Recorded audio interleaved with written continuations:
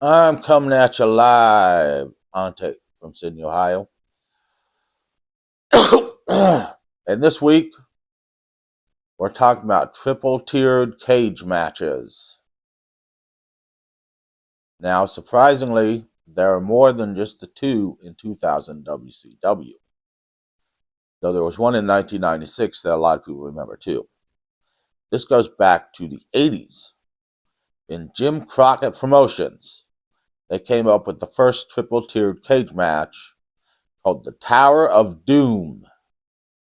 Of course, Michael P.S. Hayes was working for them at the time and heard about it and left on bad terms and went back to WCCW in Texas and told their booker, Ken Mantell, about it.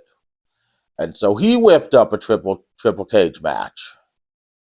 And he called it the Triple Tower of Terror, and he did it first. And he called it the Triple Tower of Terror in WCCW. They did it first in 1988 at a Parade of Champions and did a battle royal in it. But that did not stop the Triple Tower of Doom. That did not stop the Tower of Doom from taking place a couple months later, in which, let me see if I can get these wrestlers right. It was a 5-on-5 War Games match, and the point was to get from the top cage down to the bottom cage and get out. Now, in the bottom cage, letting people out was Jimmy Garvin's valet Precious, who Kevin Sullivan, who was on the other team, had a thing for. Now, the team was Jimmy Garvin, Ron Garvin, Dr. Death Steve Williams, and the Road Warriors. That was the good guys. Bad guys was Kevin Sullivan, the Russian Assassin, Ivan Koloff, Mike Rotunda. It was a Mexican name, but I can't remember it. Somebody else. I can't remember. It's not a big name that I can remember. Pedro Alvarez. I don't remember the fucking guy's name. Anyways, Ron Garvin won it for his team, but Precious fell in the ring, and Kevin Sullivan took her jacket off and was choking her with a chain. At which point Hawk came in and knocked Kevin Sullivan, closed on Kevin Sullivan. It would not be seen in Jim Crockett Promotions again, though WCCW would do it a second time. Their Triple Tower of Terror, when Terry Gordy beat Michael Hayes. But they wouldn't do it again after that either. Then in 1996, Hulk Hogan and Randy Savage would take on the Alliance to End Hulkamania. Now let me try to set this up for you. Hulk Hogan came in WCW in 1993 and kicked everyone's asses. Ric Flair pretty much became his whipping boy, his little bitch. And at which point Ric Flair should have left WCW. But he didn't. He stayed Hulk Hogan's little bitch. So Hulk Hogan was feuding with the Horsemen, which was Arn Anderson, Ric Flair, Lex Luger, and I don't remember the fourth one. He was feuding with Kevin Sullivan, who was known as the Taskmaster and was leader of the Dungeon and Doom, who had numerous people in there, including at one point Ed Leslie, who was known as something or other. Ed Leslie went through so many gimmicks in WCW, I can't remember them all. He went through like 8 gimmicks in WCW. It was bad. Okay.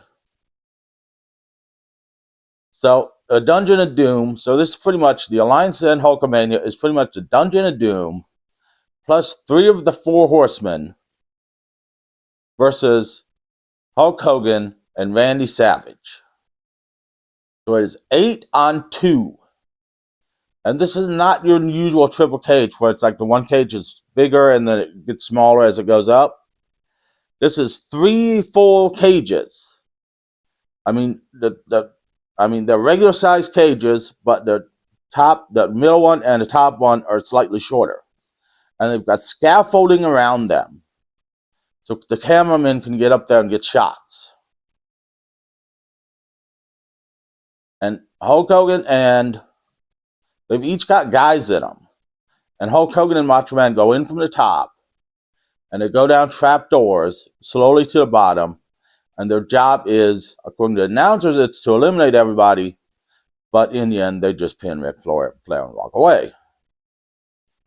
This match, I read the results of it. It is a clusterfuck. I mean, a major league clusterfuck. At one point, Hulk Hogan both takes out Ming and Barbarian and locks them in a separate cage. The only person Hogan sells to is the Ultimate Solution, who is Jeep Swenson, best known as playing Bane in Batman and Robin. He also sells to Z Gangster, best known as Zeus or Tiny Lister. Those are the only people Hogan sells to. Macho Man does all the selling on the face side. It is back and forth punches and kicks, and that's it. And they throw powder. Hogan and Macho throw powder. There are chair shots. It ultimately wins when the Booty Man, also known as Ed Leslie, comes out with frying pans, and they hit the bad guys with frying pans. And then Lex Luger, who's in the match, it's the 8 men are, let me explain who the 8 men are. Kevin Sullivan, Ric Flair, Arn Anderson, Ming, Barbarian, the Z Gangster, the Ultimate Solution, and who's the 8th man? Remember who the 8th man is now. I had this memorized. Let's see. Ric Flair, Arn Anderson, Lex Luger, Kevin Sullivan, Ming, Barbarian, Z Gangster, and the Ultimate Solution. And the Ultimate Solution is Jeep Swenson, and Z Gangster is Tiny Lister, who are both actors. Okay, so, and the Booty Man comes out with frying pans and they nail them all with frying pans. And then Lex Luger gets a loaded glove, misses Macho Man, hits Ric Flair, and then Macho Man gets the pin on Ric Flair. And from what I read, it is a clusterfuck. One of the worst matches in WCW history. And it has actually gone down in history as one of the worst matches in WCW history. Now, Hogan was getting mixed reactions at the time, and this did not help his career any. Pretty soon he turned heel because this was uncensored 96. And that summer he turned heel and became Hollywood Hogan. And the rest is history. Now, as for the traditional triple cage matches that we know from WCW, those were born out of the movie Ready to Rumble, which had a triple cage match in its main event. And the first one happened in 2000, sold out 2000, Slamboree 2000, sorry. And it was called the Ready to Rumble cage match. It was between world champion David Arquette, Diamond Dallas Page, and Jeff Jarrett for the world championship. And in it, you got the bottom cage, which is just a regular cage. And then you got the middle cage, which is known as Hardcore Hell, which had a bunch of weapons in it. Then you had a top cage, which was known as the guitar cage, because Jeff Jarrett was in it, so there were a bunch of guitars. And then up above the top cage, you had the title, and first to each title got the title. And Jeff Jarrett won when David Arquette turned on DDP. But then they did another triple cage match, because that one was successful as any match with David Arquette was. And they did this on Nitro, and it was again a War Games match with a 4-on-4 team. No, it really wasn't 4-on-4.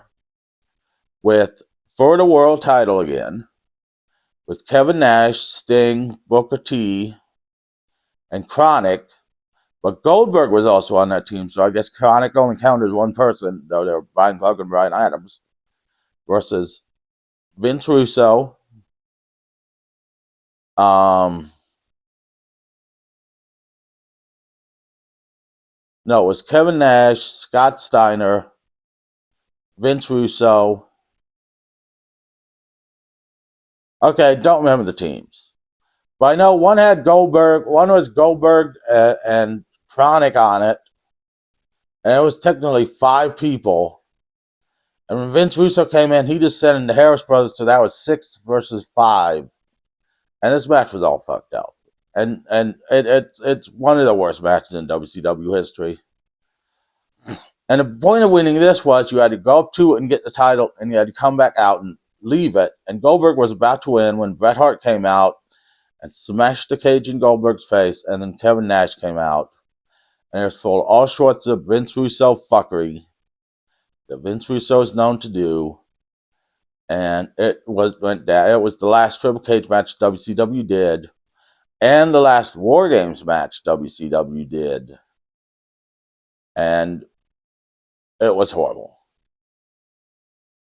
And that is the history of the triple tiered cage matches in professional wrestling. Now, Booker T wants WWF to bring back the triple cage match because I imagine WWF could actually book it and do well, but I think Booker T is just insane. Now, we have some comments. Yay! I need a male girl to bring them out to me. I'll pretend it's just Pillow. Pillow, where are my comments? No, they're on the computer in front of me. I use this computer to power my lights, so. Okay. I've got user/JF6V1UM6F who said, why people still talk about this on the fake Diesel and fake Razor Ramon video. Well, the reason I talked about this was because it's very hard to come up with topics every week for a wrestling show.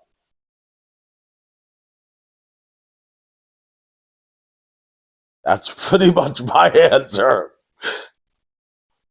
Because you got to think of something every week and be like, what am I going to talk about this week? It just popped into my head. That's why I talked about it. It was one of those crazy things that happened in WWF, though. And I'm like, someone might be interested in this. And I've just got like 2K views. So apparently people are interested in it. Either that or there people are usually get to fall asleep with. I've got at GAV1583, who's got 3 people falling asleep. That was the whole purpose of the video, for me to make you fall asleep. I've got at the True Master Fari, same video, the fake Diesel and Razor Ramon. Only video was I'm getting comments on. Who said, sorry, dude, but you're boring and somewhat condescending. And if you're thinking giving a long overdrawn history lesson about unrelated wrestlers and stories helps your cause, you're wrong. It distracts from the story. Like, get to the point already. The point is the story.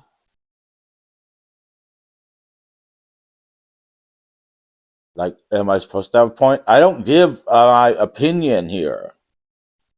I'm not like, oh, this is wrong. WWF should have blown up the moon. Should have wrote Titan Sports on the moon. And should have bought WCW and spray painted WWF over WCW's logos. And then drove a tank to Atlanta and blown up the Coca-Cola side. I never say stuff like that. I just tell a story. And I hope people watch. People don't, but I hope they do.